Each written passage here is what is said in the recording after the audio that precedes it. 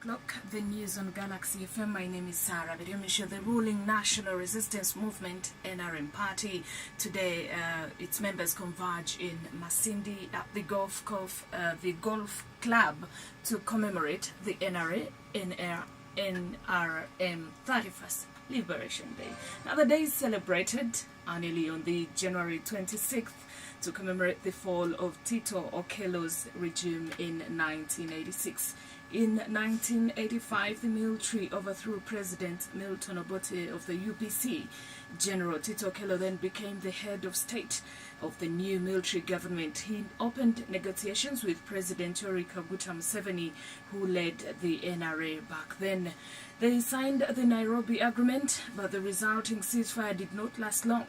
On January 26, 1986, President Museveni overthrew Okello's junta regime and became president of Uganda to date. Now, Esther Mbayo, the Minister for Presidency, says Agagwirrawo Museveni will be the chief guest at the Masindi celebrations today. This year's celebrations will be held in Masindi town at our golf and sports club grounds. The chief guests will be His Excellency, the President of the Republic of Uganda, General Agagwirrawo Museveni. We expect dignitaries from within the region and from overseas. The theme for this year's celebration is Uganda's success story, and the NRM leadership is a shared victory.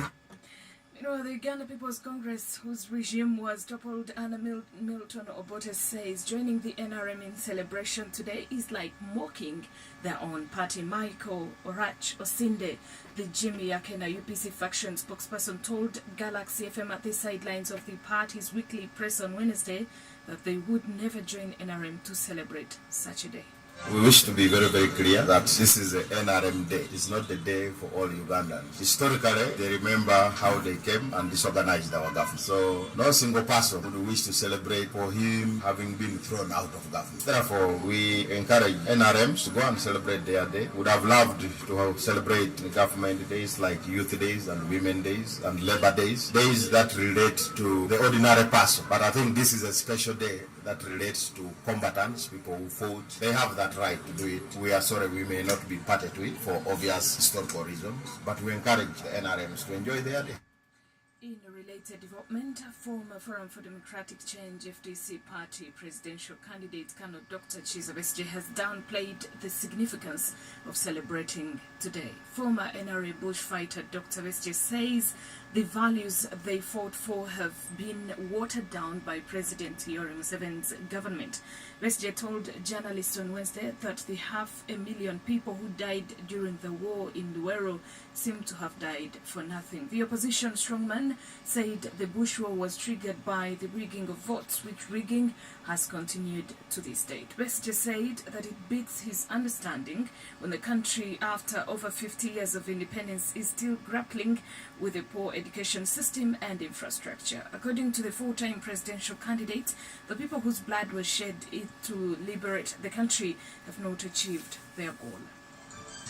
The Attorney General's office will next week appear before Parliament's Committee on Commissions, Statutory Authorities and State Enterprises, COSASE, after Doris Ako, the Uganda Revenue Authority Commissioner General, named former Attorney General Fred Ruhindi as the mastermind of the presidential handshake, now under probe by Parliament. According to a letter presented before the COSASE, Ruhindi makes a case for a reward to the winning team. Ako told the committee chaired by Bugweri County MP Abdu Katuntu that Ruhindi proposed a team of 24 officials for this reward. She added that she only became involved in the process when President Museveni summoned her for a meeting on May 17, 2015.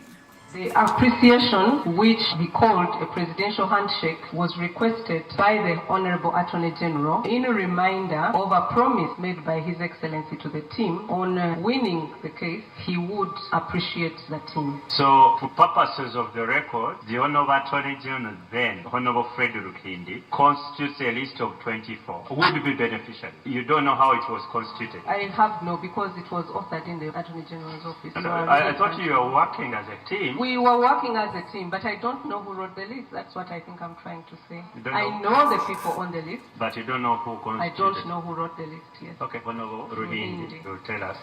The Office of the Government Valuer lacks capacity to value land on behalf of the government, the government chief valuer Gilbert Kamundu has revealed. The Office of the Chief Government Valuer is under the Directorate of Land Management in the Lands Ministry. It is mandated to advise government on valuation of properties for various purposes, including compensation. However, the incapacitated valuer Gilbert Kamundu says his office cannot carry out its mandate due to gross underfunding. He also said currently government entities like Uganda National Roads Authority procure services of private valuers to do work for and on behalf of the chief government valuer.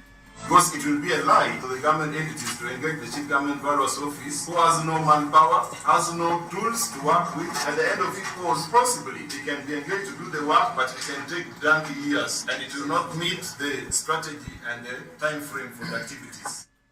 Betty Amongi, the Lands, Housing and Urban Development Minister, said inadequate funding and staffing is in the Office of the Chief Government Valuer is delaying the operation and implementation of key government projects like the standard gauge railway, road constructions and extension of electricity.